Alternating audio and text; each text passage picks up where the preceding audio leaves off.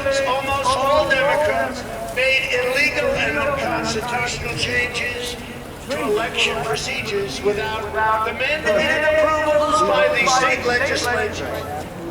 That these changes paved the way for fraud on a scale never seen before. And I think we can go a long way outside of our country when I say that.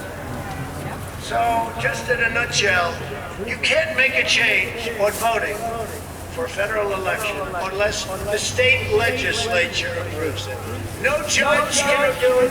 Nobody can do it. Only a legislature. So as an example in Pennsylvania or whatever, you have a Republican legislature, you have a Democrat mayor, and you have a lot of Democrats all over the place.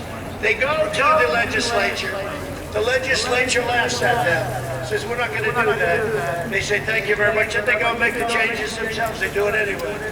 And that's totally illegal.